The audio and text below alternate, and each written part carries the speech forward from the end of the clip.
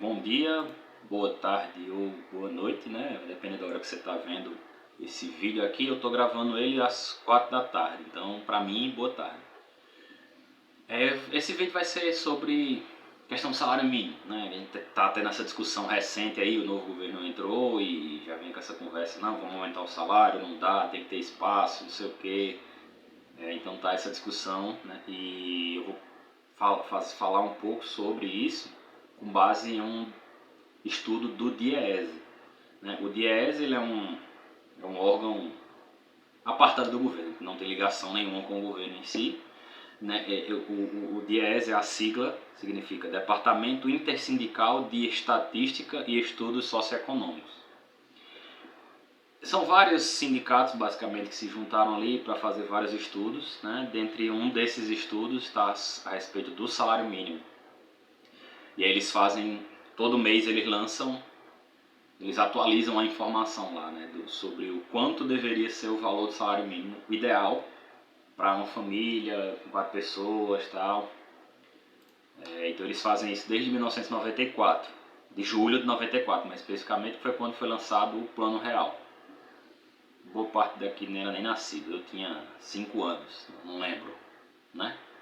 Mas aí vamos ao ponto do DIEESE, ele vai dizer o seguinte, né? Que eles atualizam todo mês, né? Todo mês tem a atualização do IPCA, o Índice de Preços ao Consumidor Amplo, depois eu explico isso em outro vídeo, alguma coisa do tipo.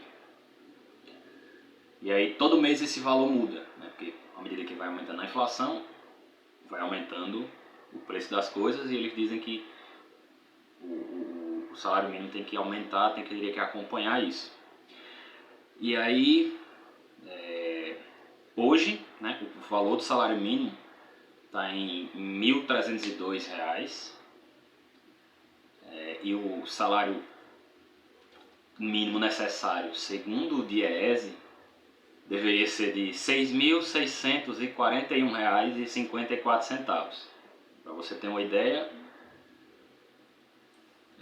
isso daí vai ser algo em torno de 5%, 5% da população deve receber mais do que isso, ou isso, né? Assim, 90% da população recebe menos de 5 mil, menos de 3.500. Então vamos botar que 5% da população recebe esse valor. Seria bom que todo mundo recebesse esse salário?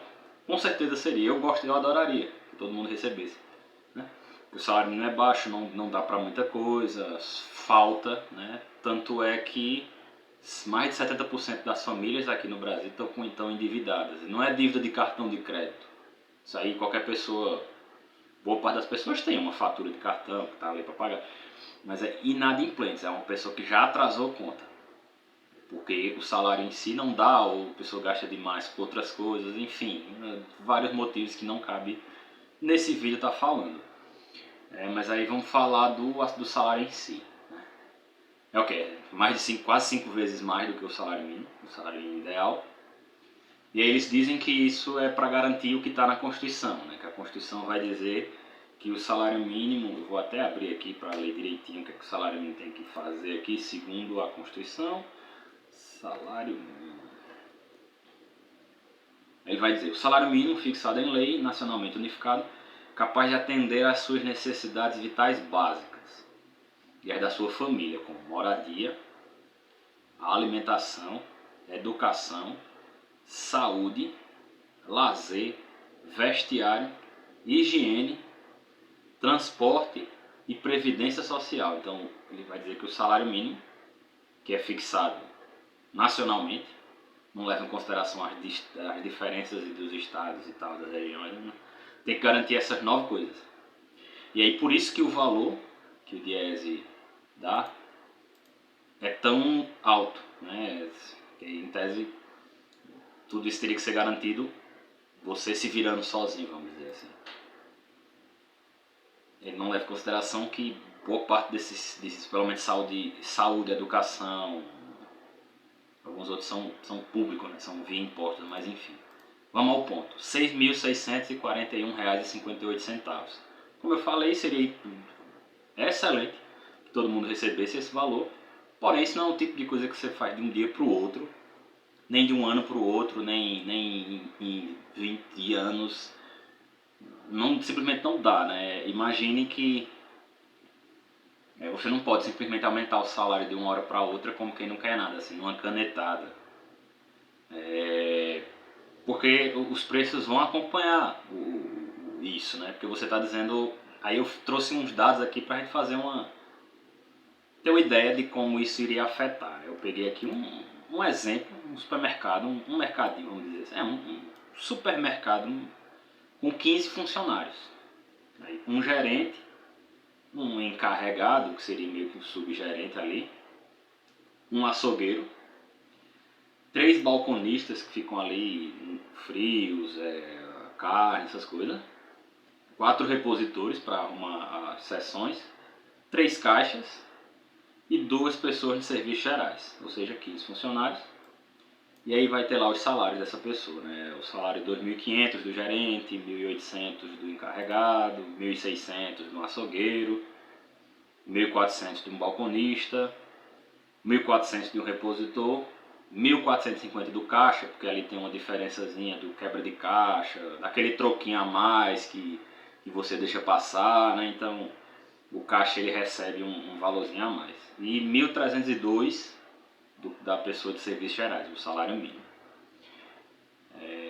E aí lembrando o seguinte, que não é porque o salário do cara, do trabalhador, é esse, que o custo dele para um empregador é esse também, né? Você tem ali 13º, então você tem a provisão do 13º, você tem o FGTS, você tem provisão de férias, o cara vai tirar férias todo ano, então o empregador não vai de uma vez dar o dinheiro todo, ele vai guardando para que na época que ele tiver férias o cara pague o salário. Aí você tem a previdência, que é o que? No mínimo 13% do... que você pega a contribuição do trabalhador, dá 8%, os outros 12% são complemento da empresa. Então no mínimo 12% sobre o salário desse cara, o patrão vai ter que guardar também. Se não faz, está errado. Vai ter um problema nas contas mais na frente. Então, isso significa dizer o quê? Né? Que o gerente, que era 2.500 o salário dele, vai para 3.500 e 3.555 mais ou menos o quanto ele custa para a empresa. Né? Então, e aí no final essas contas eu fiz aqui rapidinho, vai dar um custo mensal, só com folha de pagamento, de R$ 32.219. No ano isso vai dar quase 420 mil reais só com funcionário, mas vamos pegar o mês, 32.219 mil reais, 32.219. E aí vamos dizer que esse mercadinho aí tem uma venda mensal de 130 mil reais. Porque ele precisa fechar com lucro, né? Então senão não adianta. Então vamos botar lá que ele vende 130 mil reais no mês. Eu trabalhei em uma loja que tinha 55 funcionários e vendia ali 1,5 milhão, 2 milhões. Eu peguei um menorzinho porque ele tem outras lojas menores que vendiam mais ou menos isso, 100 a 130 mil. E tinha mais ou menos essa quantidade de funcionários. Aí você tem 130 mil de vendas, um número hipotético aqui só pra gente entender direitinho. Aí você tem, retirando disso, os 32.219 de salário. Aí você tem um gasto de energia, né? Óbvio, você tem os balcões de frios, os caixas, tudo funcionando. Então você tem ali menos 5 mil reais, tá 5 mil reais. O aluguel do espaço, que boa parte desses prédios, desses empreendimentos são alugados, eles não têm condição de construir e tal, só muito grandes e tal, que constroem, né? Mas os pequenos e os médios, que são a maioria das empresas que empregam no país, não tem condição de construir, né? Então 2 mil de aluguel. E vamos dizer que 60 mil reais é de mercadoria, que ele tem que pagar agora ou depois que vende, que é o consignado que chama. Então, para manter a loja funcionando, né? Beleza, 60 mil. Aí tem um valor de PIS e COFINS, que é PIS dá menos de 1%, então é sobre o faturamento. E ele vai dar mais ou menos uns 845 reais, pouquinho. E o COFINS, que é 3% sobre o faturamento. Depois disso, ele vai tirando esses 130 mil, tirando esse valor todo, ele vai ter ali 26 mil de lucro. Só que aí você tem os impostos sobre o lucro. Que aí vai dar o IRPJ, da 25% mais ou menos, é uma facada grande. E o CLSS, contribuição sobre o lucro ali. Contribuição social sobre o lucro. Inclusive teve uma resenha do STF que mudou uns negócios aí pra lascar todo mundo, né? Como sempre. E aí no final, tirar desses impostos, sobram 17 mil reais de lucro, vamos dizer assim. Então a gente tem um mercadinho que fatura 130 mil por mês e o cara tem lucro ali de 17 mil, dá um pouco mais de 10%. E aí agora do nada, magicamente, o novo presidente se elegeu e disse: agora o salário mínimo vai ser R$ 6.441,58. Você que trabalha lá vai dizer o quê? Ei, que maravilha, esse presidente é muito bom, né? Show de bola, é isso aí, meu presidente, viva lá eternamente sendo presidente, porque a minha vida vai melhorar. E aí o que é que vai acontecer?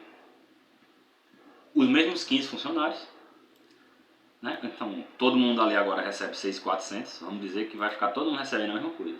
Funções diferentes, mas recebendo a mesma coisa. E ele não mudou nada na questão dos impostos sobre o trabalho, folha de salário, tudo isso, não mudou nada.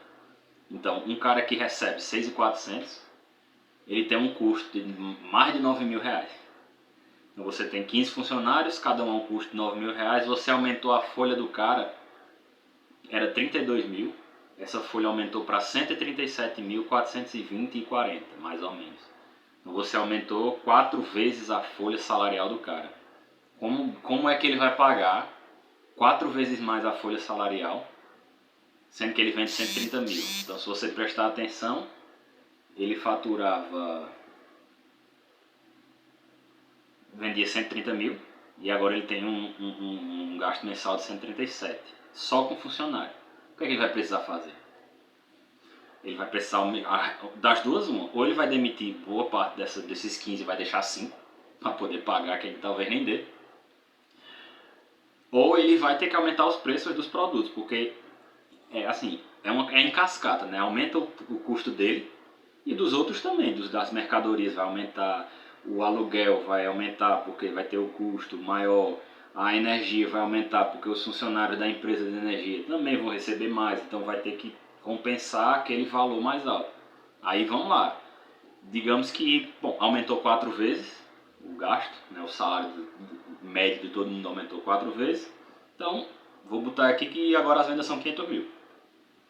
Mas é a mesma quantidade de mercadoria, né? Então, o que é que aconteceu no final das contas? Tudo ficou mais caro, tudo acompanhou. Se brincar, vai ficar, no lugar dos preços subirem 4 vezes mais, vão subir 5, 6, 7 vezes mais, e aí você tem uma hiperinflação que não deu em nada no final, tá no 0 a 0, né? Então, não é na canetada que vai se resolver as coisas, porque se você fizesse, não, agora todo mundo vai receber 6.400 e os preços não vão subir. O cara vai dizer, está decretado o controle de preço. Eu não vivi na época do controle de preço aqui no Brasil, da hiperinflação. Tem até um livro aqui por trás. Tem a cara do Sarney por aqui. Ele decretou o controle de preço. Tem os fiscais do Sarney. E simplesmente faltou produto, porque não dá. Digamos que o produto custa R$6 para você produzir. E aí você vende por 8. E o governo diz, não, você vai vender por 6 agora. Aí você faz, beleza, eu vou fazer outra coisa da minha vida. Então, se eu aumento o custo de contratar e o que eu vou ganhar dinheiro, que é a venda dos produtos, eu não posso aumentar o valor, eu simplesmente paro, vou fazer outra coisa. Né? Então, é um problema complexo, o salário baixo é ruim, é um problema muito complexo, mas é isso. Você não resolve problemas complexos com soluções simples. Né? Então, e aí, esse do Diese é uma discussão que não resolve nada, né? Assim, porque não é de dia para o outro que você vai resolver o problema do salário baixo, né? O que você precisa entender por que os outros trabalhadores nos outros países recebem bem mais. Você precisa fazer esse estudo e entender que não foi o governo que chegou e deu uma canetada e resolveu o problema. Se fosse assim, na Venezuela todo mundo é milionário, recebe milhões e milhões de bolívares, mas não vale nada o dinheiro. Então, é preciso entender o que os países ricos conseguiram fazer para poder pagar bem aos seus trabalhadores. Não é só boa vontade política, canetada ou o que quer que seja. Ficou um pouco grande, 15 minutos aí, mas era mais ou menos isso que eu queria passar, trazer aqui para vocês. Né? É isso, no final, obrigado e boa tarde, bom dia, boa noite ou boa madrugada para vocês.